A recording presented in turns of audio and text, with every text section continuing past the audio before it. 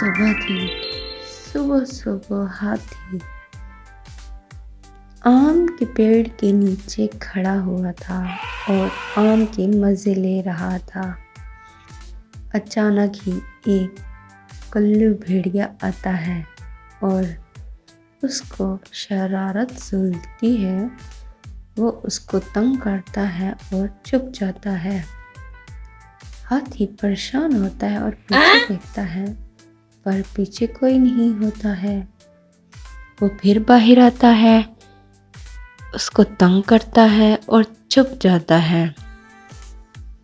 हाथी फिर पीछे देखता है और कोई नहीं होता। हाथी समझ जाता है कि ये जरूर कल्लू भेड़िए की शरारत होगी। जब वो बाहर निकलता ही है, हाथी फौरन पीछे मुड़ के देखता है और उसको पकड़ लेता है और कहता है, कल्लू भेड़िया बाहर आ जाओ, मुझे पता है तुम ही पीछे खड़े हो। वो बाहर निकलता है और उसको तंग करता हुआ वहां से भाग जाता है।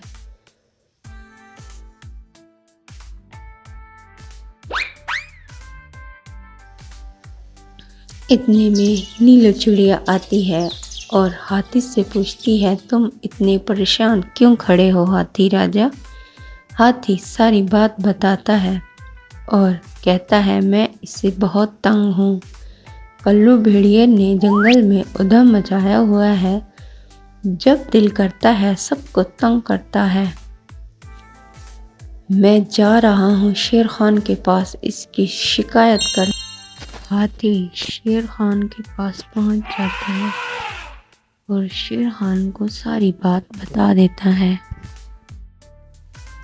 कौवा ऊपर बैठा सारी बातें सुन रहा होता है।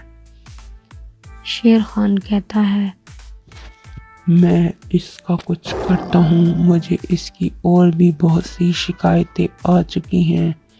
इसको सजा ज़रूर मिलेगी। दूसरी तरफ कल्लू भेड़िया,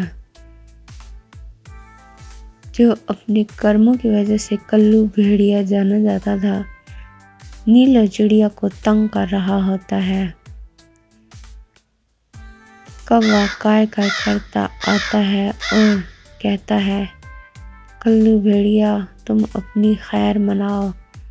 हाथी ने तुम्हारी शिकायत शेर खान से कर दी है, अब तुम नहीं बचने वाले। कल्लू भेड़िया परेशान होकर वहां से भागता है और जंगल के उस कोने में छुप जाता है जहां शेर खान ने सख्ती से मना किया होता है कि वहां कोई भी ना जाए। कल्लू एक तालाब के पास पहुंचता है जहां सबका जाना मना था, लेकिन कल्लू वहां पहुंच गया।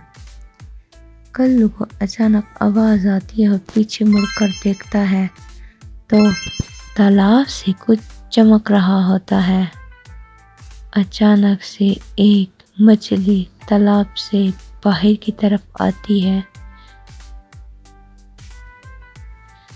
वो कहती है, बड़े दिनों बाद कोई शिकार आया है।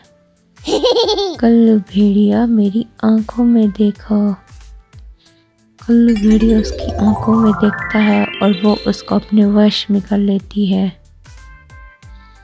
उस पे ऐसा जादू करती है कि वो उसके इशारों पे नाचना शुरू हो जाता है। कल्लू में इतनी ताकत आ जाती है कि वो बड़े से बड़े जानवर को भी मार गिराए। दूसरी तरफ शेर खान उसको ढूंढ रहा होता है। अचानक ही शेर खान उसके आगे आता है। दूसरी साइड से कल्लू भेड़िया उसके आगे आता है। कल्लू भेड़िए में इतनी ताकत आ चुकी होती है कि वो शेर खान से मुकाबला कर सकता है। शेर खान कहता है, तुम में इतनी हिम्मत है तो आओ मुझसे मुकाबला करो। जब वो उस पे हमला करता है, काफ़ी देर तक लड़ाई होती रहती है तो वो उसको जख्मी कर देता है। ये सब मंजर कालू कौवा देख रहा होता है। शेर खान अपनी जान बचाकर वहाँ से भाग निकलता है। कौवा नीलू चिड़िया के पास आता है और उसको आकर सारी बात बताता है। नीलू चिड़िया परेशान होती है कि हमारे शेर खान के साथ ये क्या हो गया है। नीलू चिड़िया कहती है, चलो कौवा शेर खान के पास चलते हैं। सभी जानवर शेर खान के पास पहुंचते हैं। शेर खान बताता है कि ये राज बरसों से छुपा हुआ था। उस तालाब के पास कोई जानवर नहीं जा सकता था। हमारे बाप दादा की कहानी थी। उस तालाब में एक मछली रहती थी जो जानवरों की या इंसानों की आंखों में देखती तो उसको अपने वश में कर लेती। उसने कल्लू भेड़िए को अपने वश में कर लिया है, तभी वो इतना ताकतवर हो गया है। नीलू चिड़िया शेर खान से कहती है कि शेर खान, कोई तो हल होगा इसका कि कल्लू भेड़िया ठीक हो जाए। शेर खान कहता है, इसका एक ही हल है, उस तालाब का पानी लेकर उसके सर पे डाला जाए तो वो पहले जैसा हो जाएगा। पर ये काम करे कौन? नीलू चिड़िया कहती है, ये काम मैं करूँगी। चलो कौवा भाई, हम ये काम जाके कर सकते हैं क्योंकि हम उड़ सकते हैं, तो ये काम हम आसानी से कर लेंगे। नीलू चिड़िया और कौवा जाते हैं। चुपके नीलू चिड़िया जाती है, तालाब से पानी लेती है और